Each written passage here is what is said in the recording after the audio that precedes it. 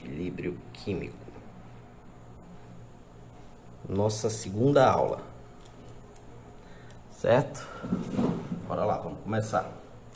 Gente, como eu já falei, o assunto equilíbrio químico é um assunto de extrema importância no Enem, tá? Qualquer vestibular que você vá fazer. E também tem grande importância se você está no curso superior, principalmente curso de farmácia, da área da saúde, curso de enfermagem, porque esse assunto aqui tem muita aplicação, tá bom? Principalmente na parte de titulações, é uma aplicação bem vasta, tá? Então eu dividi a nossa aula em 4 tópicos, assim como na aula de ontem. E o tópico 1 é conceito de equilíbrio químico. Tópico 2, as constantes de equilíbrio, como escrevê-la e aplicações. Tópico 3, as informações que K, que é a constante de equilíbrio, nos fornece.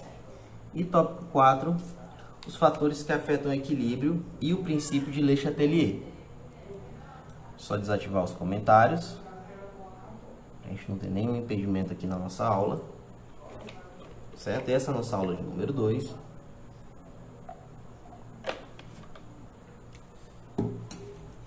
Vamos lá. Primeiro, a definição de equilíbrio químico.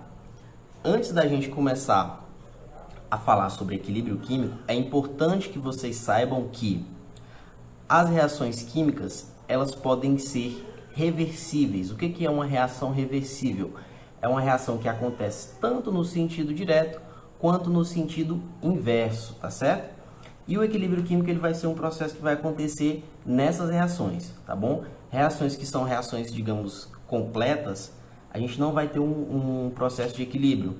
Por exemplo, uma reação de queima do papel. Você nunca vai ter um processo de equilíbrio, porque a energia envolvida ali é muito alta. Então, aquilo dali não vai voltar ao normal, tá bom?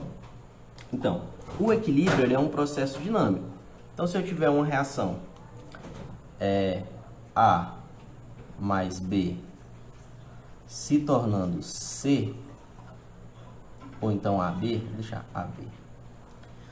À medida que A mais B se transforma em AB, AB vai se transformar em A mais B, num processo de equilíbrio químico.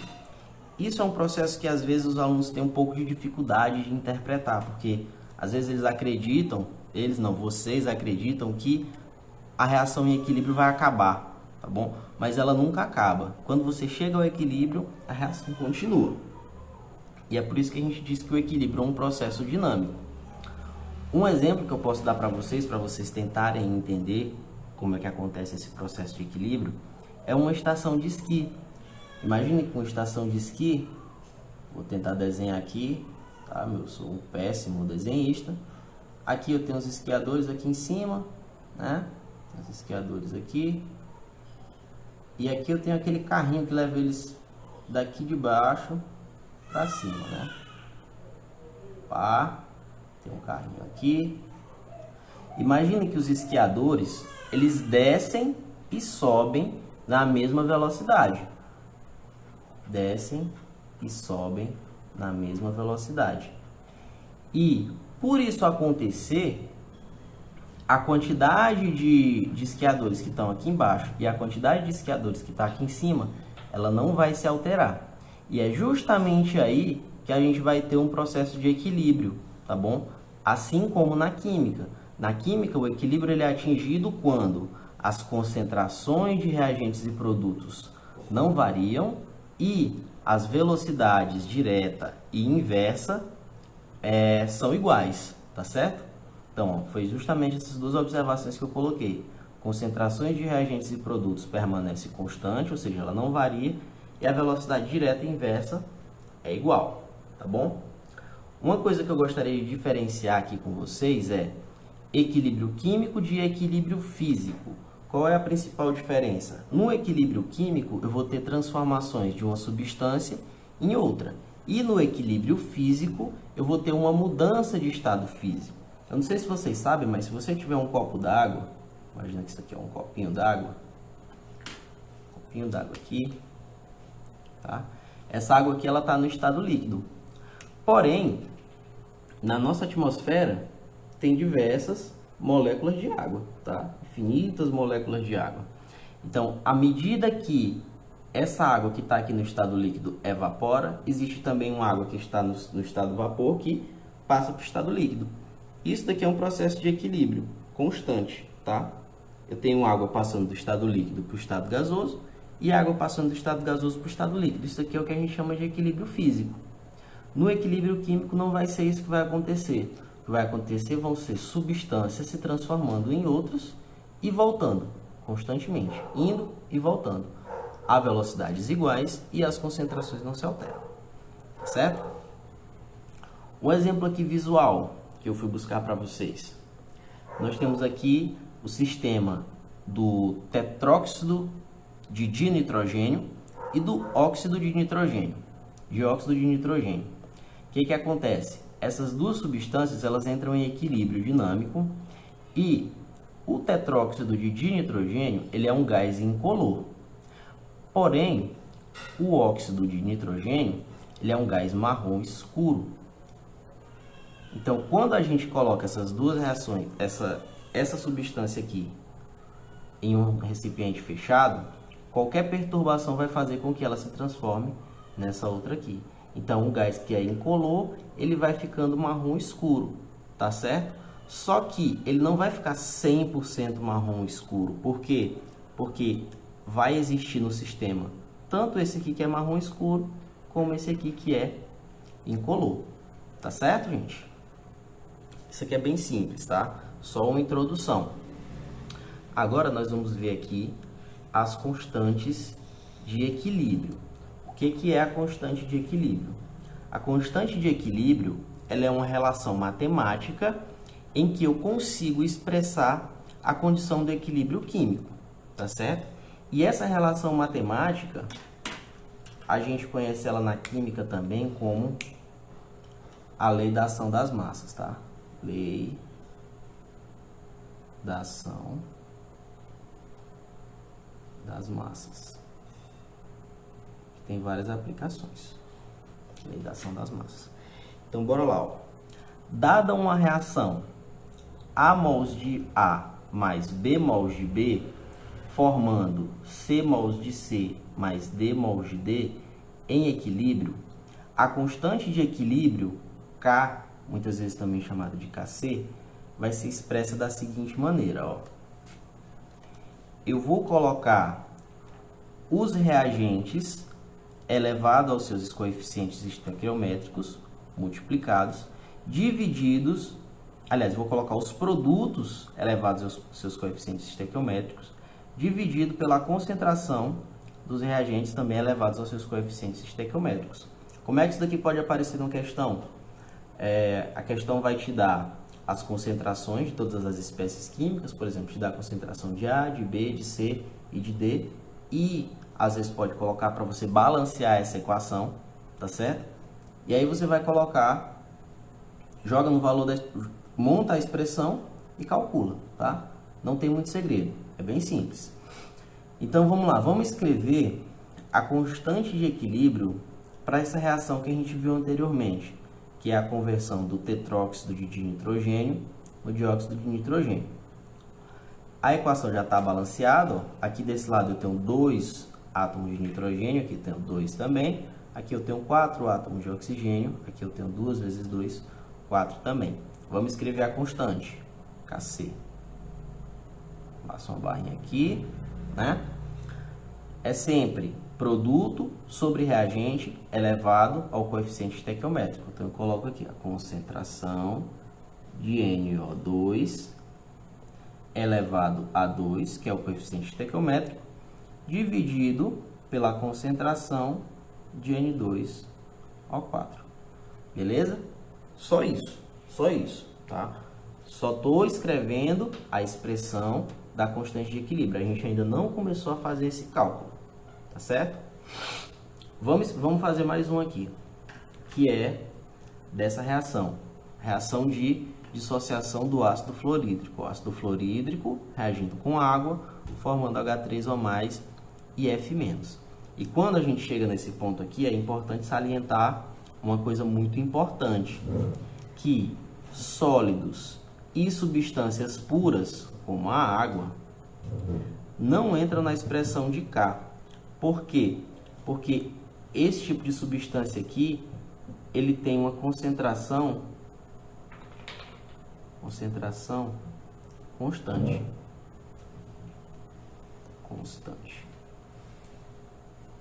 Certo? Então, se eu colocar esse valor aqui na expressão, não vai alterar. Então, eu ignoro, tá bom? Eu ignoro sólidos e substâncias puras. Então, vamos lá fazer essa daqui. Ó, passa a barrinha. Produto sobre reagente. Então, vai ser concentração de H3O+, vezes a concentração de F-, certo? Corta aqui a água, porque ela não vai entrar, dividido pela concentração de HF, que é o ácido fluorídrico. A equação está balanceada, então não precisa levar aqui a nenhuma potência dos coeficientes, nenhuma potência nas concentrações, tá bom? Vamos fazer essa outra, ó. Aqui eu tenho carbonato de cálcio, que é o sólido, formando o óxido de cálcio, que também é um sólido, e dióxido de carbono, que é um gás. Como eu acabei de falar para vocês, os sólidos eles não entram na expressão da constante. Então eu corto, vai-te embora. Quando eu for escrever o valor da constante, eu só vou considerar a concentração de CO2, tá bom? Então, a constante vai ser igual à concentração de CO2 no equilíbrio. Bem simples. Esse valor da constante de equilíbrio, ele pode nos dizer qual vai ser o sentido predominante dessa reação química. Se o valor da constante for muito menor que 1, ó, que está expresso aqui, se o valor da constante for muito menor que 1, essa reação aqui ela vai favorecer os reagentes, tá? Favorece reagentes. O que quer dizer isso? Que no equilíbrio eu vou ter mais reagentes do que produtos. Se o valor dessa constante for muito maior que 1, essa reação aqui ela favorece os produtos, tá? Favorece os produtos. O que quer dizer isso? Que na condição de equilíbrio eu vou ter muito mais produto do que reagente. Lembrem lá do exemplo lá da estação de esqui. Se o K for muito menor que 1, eu vou ter muito mais gente lá na base da montanha do que no topo, tá certo? Se o K for muito maior, eu vou ter mais gente lá no alto da montanha do que na base. Só um exemplo para tentar ilustrar, certo? Agora vamos para um exemplo prático aqui para a gente fixar esse conteúdo aqui. Ó, calcule o valor de K para o seguinte processo. O NO, 2 mols de NO, reagindo com 1 mol de oxigênio, formando 2 mols de dióxido de nitrogênio. E aí aqui na questão ele está dando as concentrações do NO, do NO2 e do O2. O que a gente vai fazer? Primeiro, escreva a expressão da constante de equilíbrio, aplico as concentrações e calculo matematicamente aqui o valor da constante. Então, bora lá. Primeiro, eu vou escrever aqui a constante de equilíbrio, ó. Produto sobre reagente elevado ao coeficiente estequiométrico. Então, concentração de NO2 ao quadrado, porque aqui eu tenho 2, dividido concentração de NO ao quadrado também, porque aqui eu também tenho 2, vezes a concentração de O2, que está elevado a 1, então ignoro. Vamos agora colocar os valores numéricos. Concentração de NO2 no equilíbrio é 15. Então, coloco aqui 15 ao quadrado. Né? Concentração de NO no equilíbrio é 0,05. Então, coloco aqui 0,05 ao quadrado.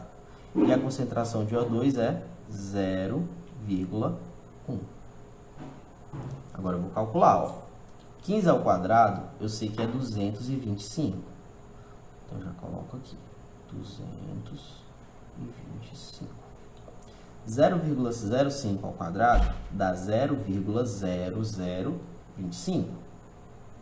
Vamos colocar aqui 0,0025 vezes 0,1. Deixa eu só conferir se isso daqui é 0,0025 mesmo.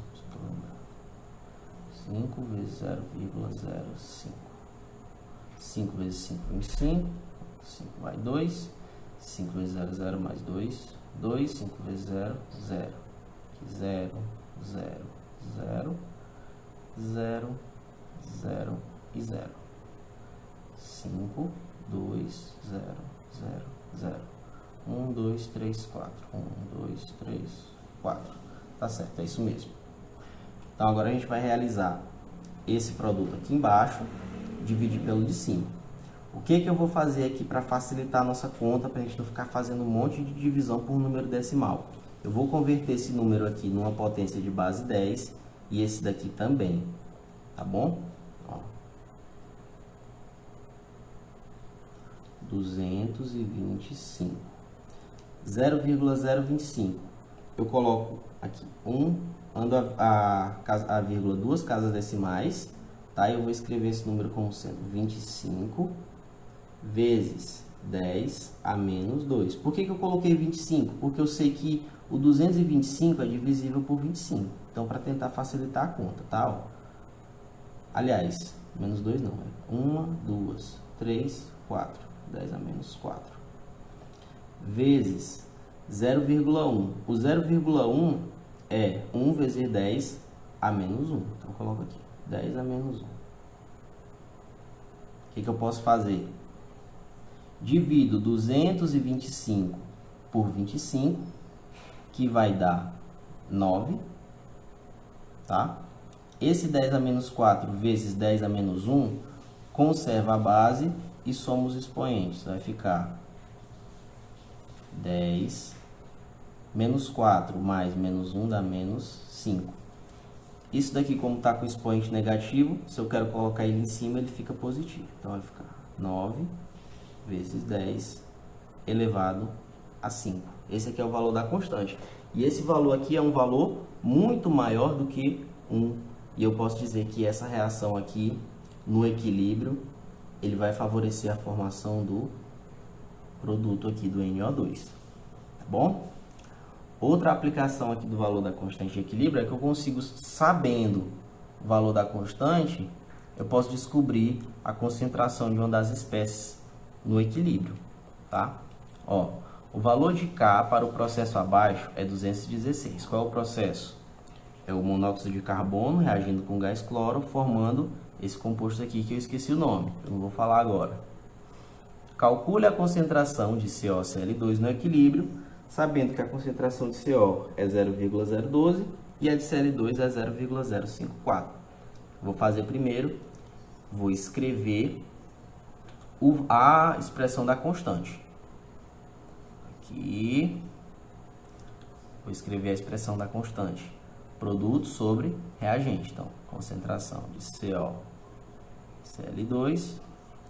concentração de CO, concentração de Cl2. Todo mundo 1 para 1, então ninguém está elevado ao quadrado nem ao cubo. Agora eu vou escrever aqui aplicando os valores numéricos. K não é 216, então eu coloco no lugar do K 216. Vai ficar 216 é igual a concentração de COCl2, que é o que eu quero descobrir. Cl2, concentração de CO, 0,012,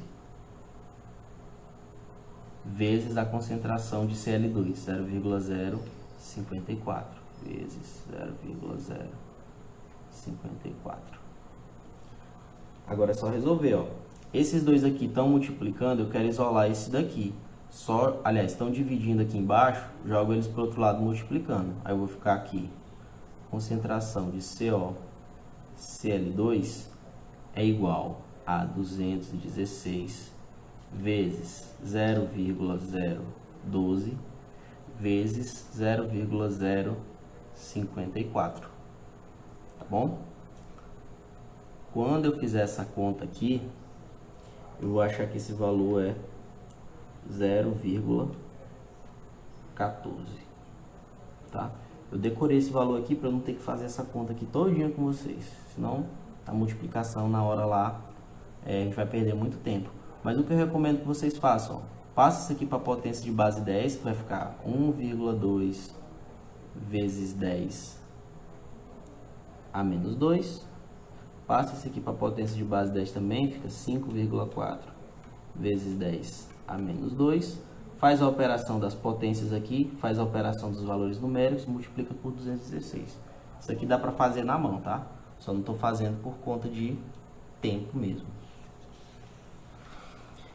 Então vamos para o nosso próximo tópico. Deixa eu tomar aqui, organizando aqui, tomar aqui um gole d'água, tá? A gente vai falar sobre as informações que a constante de equilíbrio pode nos fornecer. Que informações são essas, ó? Primeira informação, a constante de equilíbrio, gente, ela pode nos fornecer uma previsão do sentido de uma reação, tá? Pode nos fornecer uma previsão do sentido de uma reação. Travou aí? Voltou? Certo.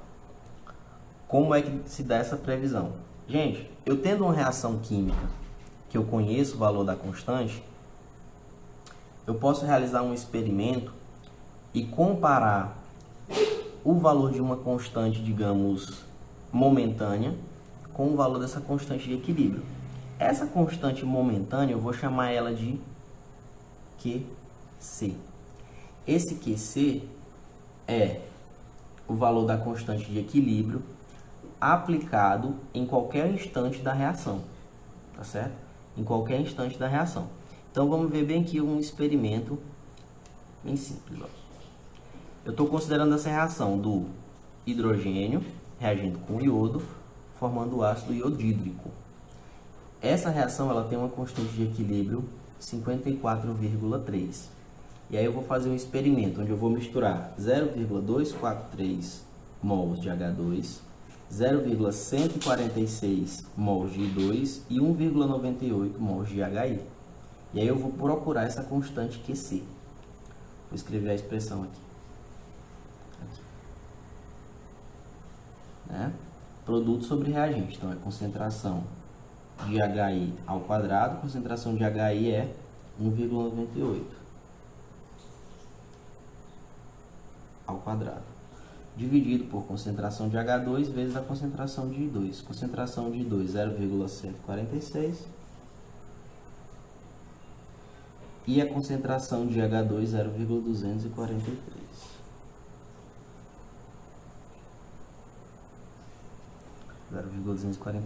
Quando eu fizer essa conta aqui, eu vou achar um valor de 111.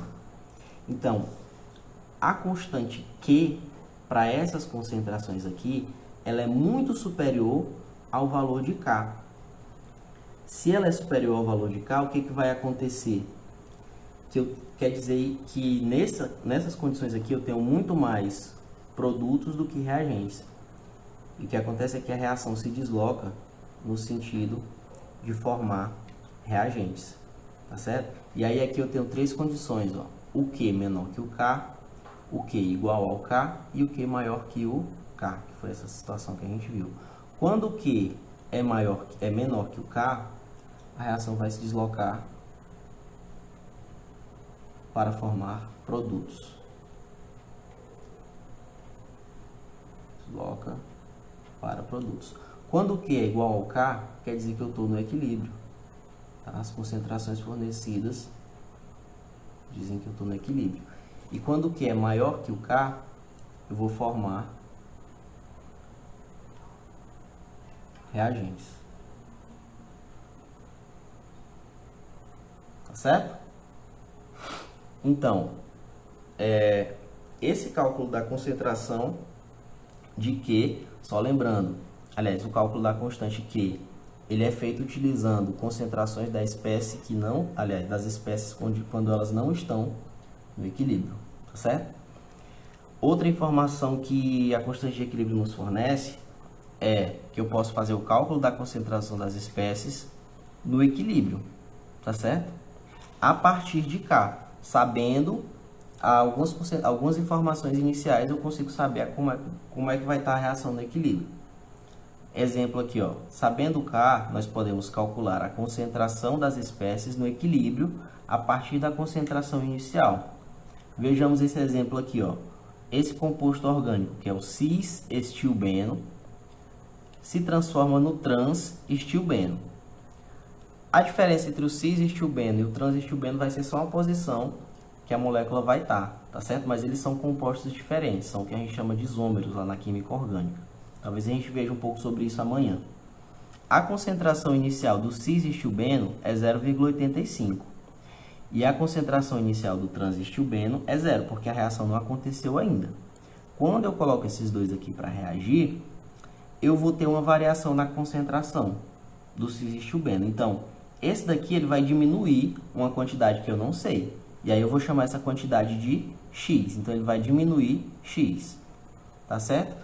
Se esse daqui diminuiu X, esse daqui aumentou X. Então, esse aqui é mais X. Tá certo? Então, no equilíbrio, qual vai ser a concentração de cis-estilbeno? 0,85 menos X. Qual vai ser a concentração de trans-estilbeno? Vai ser X. Agora, eu pego esses valores aqui, ó. Pego esses valores, aplico na minha expressão da constante, e aí eu vou ter isso daqui, tá? Porque eu já disse aqui que a constante de equilíbrio vale 24.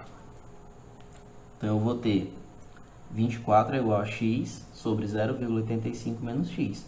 Jogo isso daqui multiplicando para o outro lado, fica 24, que multiplica 0,85 menos x, igual a x.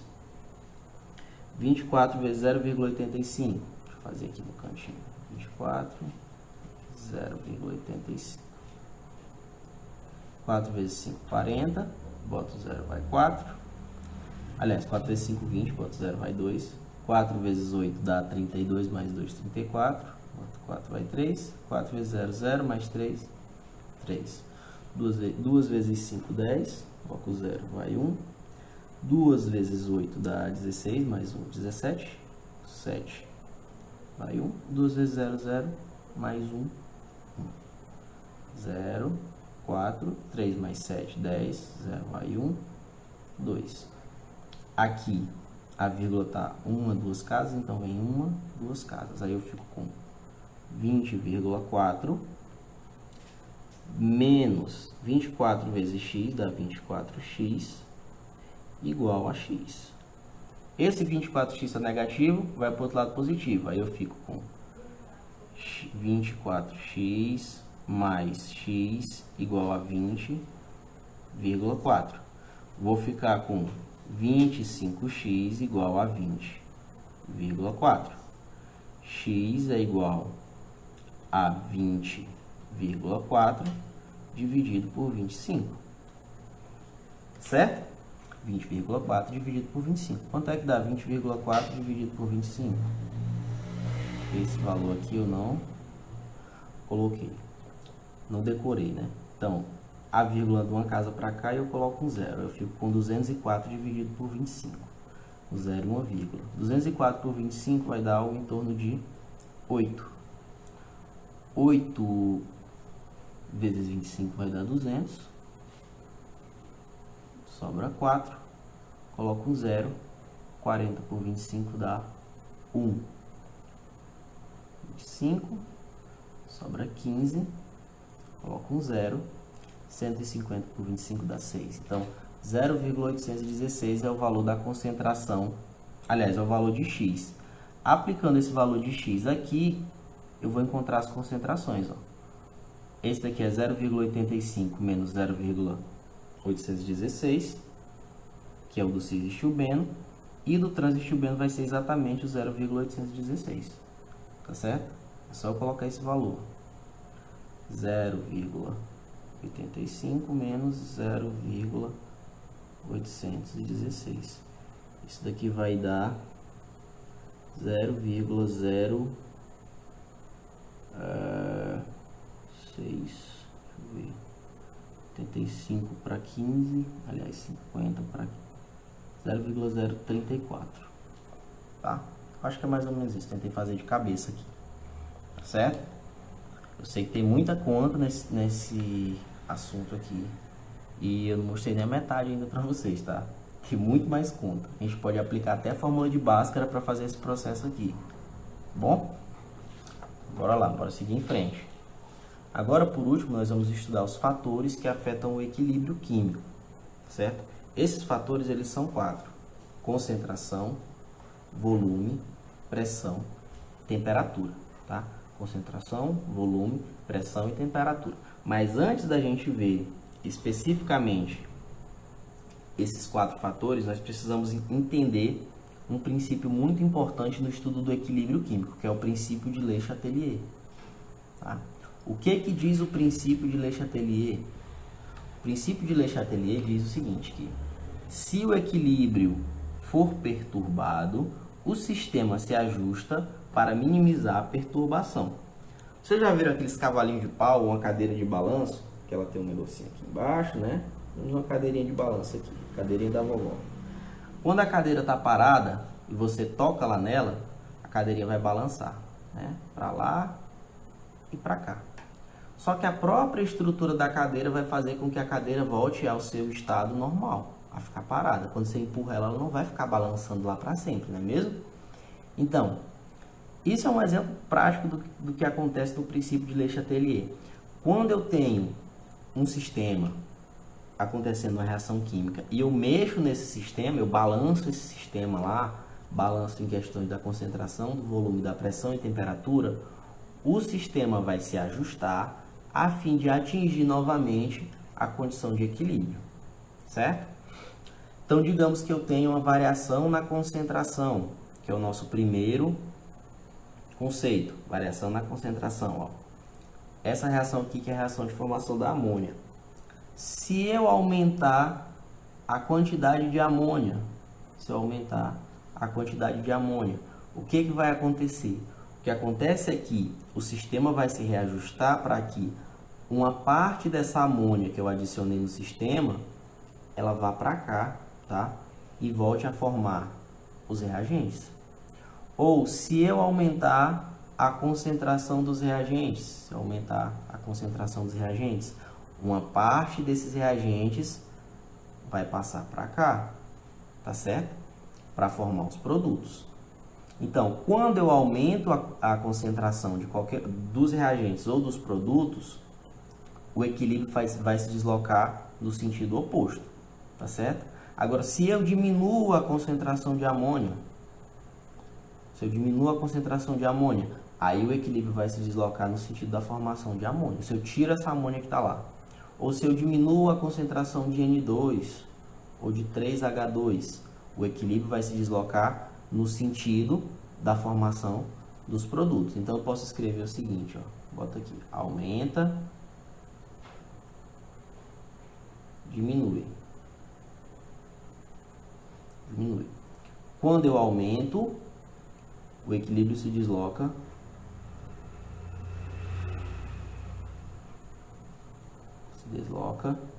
no sentido oposto, tá? Quando eu diminuo a concentração, o equilíbrio se desloca no sentido da diminuição.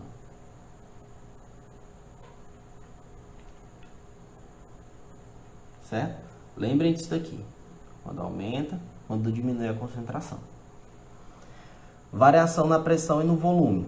Não sei se vocês lembram lá do estudo dos gases ideais, mas a pressão e o volume são grandezas que elas estão interligadas no sistema, tá? E elas estão interligadas sendo grandezas inversamente proporcionais, ou seja, se eu aumento a pressão, o volume diminui. Se eu diminuo a pressão, o volume aumenta, tá certo?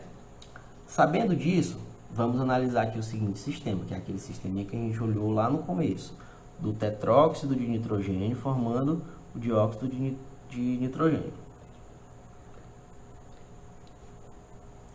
A gente tem aqui, ó, o sistema com um volume inicial e uma pressão inicial, que eu boto aqui P1, V1, e aqui o sistema com a pressão final P2, V2.